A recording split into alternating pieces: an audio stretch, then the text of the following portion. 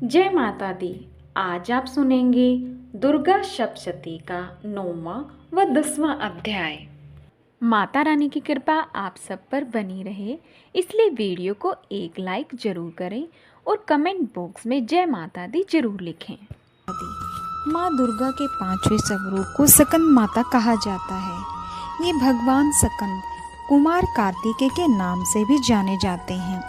इन्हीं भगवान सकंद अर्थात कार्तिकेय की माता होने के कारण माँ दुर्गा के इस 5वें स्वरूप को स्कंद माता के नाम से जाना जाता है।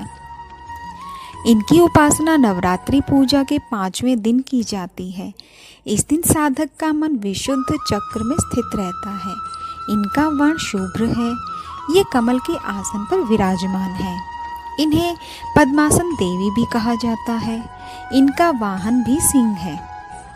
नवरात्र पूजन के 5वें दिन का शास्त्रों में पुष्कल महत्व बताया गया है।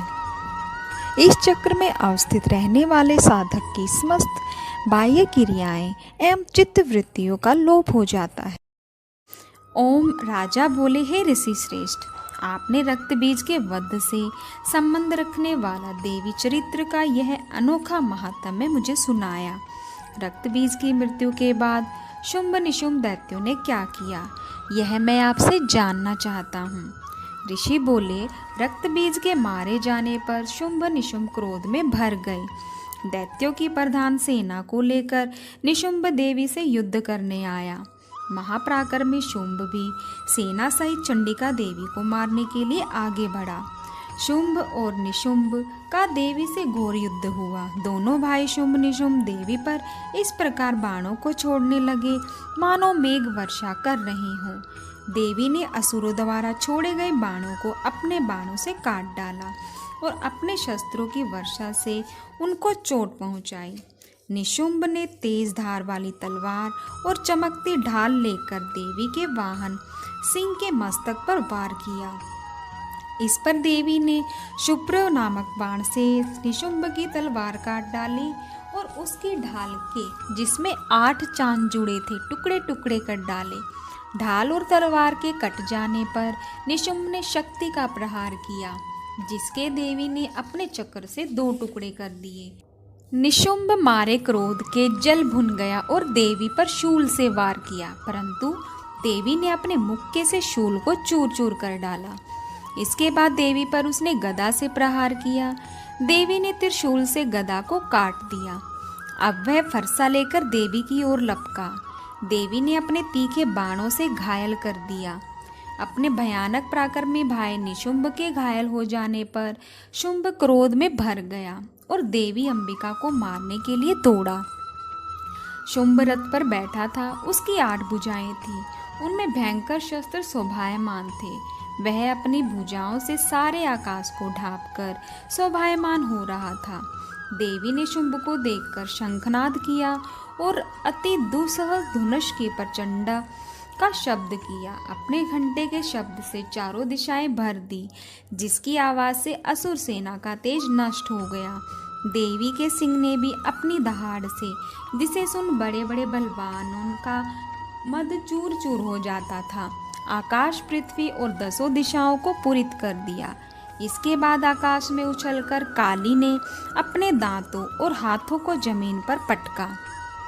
उसका ऐसा करने से ऐसा शब्द उत्पन्न हुआ कि पहले के सारे शब्द शांत हो गए। शिवदूती ने असुरों में भय उत्पन्न करने के लिए अट्टहास किया, जिसे सुनकर सब राक्षस घबरा उठे और शुंभ क्रोध में भर गया। देवी अम्बा ने शुंभ से कहा, अरे दुष्ट, खड़ा रहे खड़ा रहे। इस पर आकाश से सभी देवता जय हो बोल उठे। शुंभ ने वहां आकर ज्वालाओं से युक्त एक भयंकर शक्ति छोड़ी, जिसे देवी ने अपनी मोहलका नामक शक्ति से काट डाला। इस पर शुंभ ने सिंहनाद किया, जिससे तीनों लोग गूंज उठे और सिंहनाद का इतना घोर शब्द हुआ कि उसने पहले के नाद को दबा दिया। शुंभ द्वारा चलाए गए बाणों को देवी ने और देवी द्वारा चलाए गए बाणों को शुंभ ने काट दिया। क्रोध में भरकर देवी चंडिका ने शुंभ पर त्रिशूल चलाया, जिससे मूर्छित होकर वह पृथ्वी पर गिर पड़ा। जब उसकी मूर्छा दूर हुई तो वह हाथ में धनुष लेकर देवी अम्बा, देवी काली और सिंह को घायल करने लगा। इसके बाद शुंभ ने 10,000 भुजाएं धारण कर चक्रादि आयुधों से देवी को आच्छादित कर दिया। दुर्गम विपत्तियों का विनाश करने वाली दुर्गा ने क्रोध में भरकर उस सब चक्रों और बाणों को अपने चक्रों तथा बाणों से काट डाला। असुर सेना से घिरा हुआ निशुंभ बड़ी तेजी से गदा लेकर देवी पर लपका।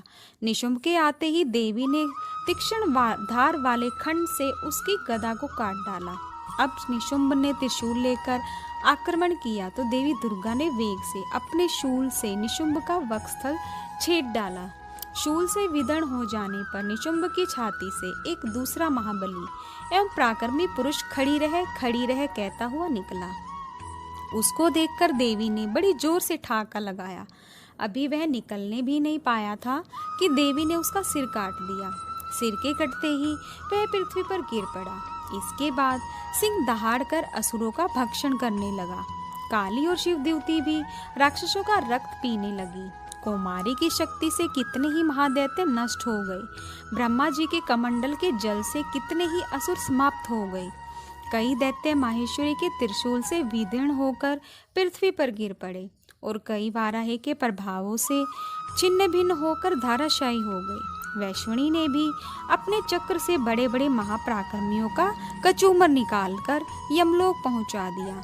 इंद्री के हाथ से छूटे हुए वज्र द्वारा कितने ही राक्षस यमपुरी पहुंच गए। कितने ही राक्षसों को काली, शिवदूती और सिंह ने भक्षण कर लिया। अपने प्यारे भाई निशुंभ को मरा हुआ देखकर तथा बहुत सी सेना के नष्ट हो जाने पर शुंभ के क्रोध की सीमा न रही। वह देवी को संबोधित करते हुए बोला, हे दुष्टे दुर्गा, तू अपने बल पर अहंकार मत कर, क्योंकि तू तो दूसरों के बल पर लड़ रही है। देवी दुर्गा ने उत्तर दिया, हे दुष्ट दानव, देख मैं तो अकेली ही हूँ। इस संसार में मेरे अतिरिक्त कोई दूसरा नहीं है। यह सब तो मेरी शक्तियाँ हैं। यह देख, ये सब मुझ में समा रही हैं। इतना कहते ही ब्रह्माणी आदि सब देवियाँ दुर्गा के शरीर में प्रवेश कर गई और दुर्गा जी अकेली रह गई। देवी बोली, मैं अपनी विभूति से अनेक रूपों में यहाँ प्रकट हुई थी। उन सब रूपों को मैंने समेट लिया है। अब मैं युद्ध के मैदान में अकेली खड़ी हूँ। तू भी यहाँ स्थिर भाव से ठहर। तब देवताओं और राक्षसों के देखते ही देखते देवी और शुंभ में भयंकर युद्ध छिड़ गया। देवी दुर्गा ने सैकड़ों अस्त्र शस्त्रों का प्रयोग किया। शुंभ ने भी भयंकर अस्त्र शस्त्र चलाए। उनके इस भयंकर युद्ध से तीनों लोग कंपायमान हो गए। देवी द्वारा छोड़े गए अस्त्रों को शुंभ ने अपने अस्त्रों से काट डाला। इसी प्रकार शुंभ द्वारा चलाए गए अस्त्रों को देवी ने अपनी भयंकर हुंकार से ही भस्म कर दिया। दैत्यराज शुंभ ने सैकड़ों बाण एक साथ चलाकर देवी को ढक दिया, तो देवी ने अपने बाणों से शुंभ का धनुष ही काट दिया। धनुष के कट जाने पर शुंभ ने शक्ति का प्रयोग किया, तो देवी ने उसे भी निस्तेज कर दिया। अब दैत्यराज शुंभ अपनी तलवार लेकर देवी की ओर लपका, परंतु देवी ने उसकी तलवार व ढाल दोनों को काट दिया। दैत्यराज का युद्ध में घोड़ा मारा गया, रथ टूट गया और सारथी भी मर गया। अब शुंभ भयंकर मुदगर लेकर देवी की ओर लपका, तो देवी जगदम्बा ने अपने पैने बाणों से उसके मुदगर को भी काट दिया। मुदगर के टूट जाने पर शुंभ बड़े वेग से देवी को मुक्का मारने के लिए दौड़ा। जैसे ही शुंभ ने देवी की छाती पर मुक्का मारा, तो देवी ने भी शुंभ की छाती पर एक चांटा मारा। देवी का चांटा पड़ते ही दैत्यराज शुंभ पृथ्वी पर गिर पड़ा, परंतु पुनः वह उठकर खड़ा हो गया। अब दैत्यराज शुंभ अचानक उछला और देवी को लेकर आकाश में उड़ गया। अब देवी आकाश में ही शुंभ के साथ युद्ध करने लगी। उनके इस युद्ध ने सिद्ध और मुनियों को विस्मय में डाल दिया। इसके बाद देवी ने शुंभ के साथ काफी समय तक युद्ध करने के पश्चात उसे उठाकर जोर से घुमाकर पृथ्वी पर पटक दिया। पृथ्वी पर पटके जाने पर भी वह दुष्ट आत्मा पुनः खड़ा होकर देवी का वध करने हेतु उनकी ओर बड़े वेग से दौड़ा। दैत्यराज शुंभ को अपनी ओर आता देख देवी ने अपने त्रिशूल से उसकी छाती छेद कर पृथ्वी पर गिरा दिया। देवी के त्रिशूल से घायल होने पर दैत्यराज शुंभ के प्राण पखेरु उड़ गए और वह समुद्रों, द्वीपों तथा पर्वतों सहित समूची पृथ्वी को कंपायमान करता हुआ पृथ्वी पर आ गिरा। उस दुष्ट असुर के मरते ही सारा संसार प्रसन्नता से नाच उठा। पहले जो अनिष्ट सूचक मेघ और उल्कापात होते थे वे सभी शांत हो गए। नदियां अपने सही मार्ग से बहने लगी। देवगण बड़े प्रसन्न हुए और गंधर्व सुंदर गीत गाने लगे। बाजे बजने लगे, अप्सराएं नाचने लगी, स्वच्छ वायु बहने लगी। सूर्य की उत्तम प्रभा हो गई।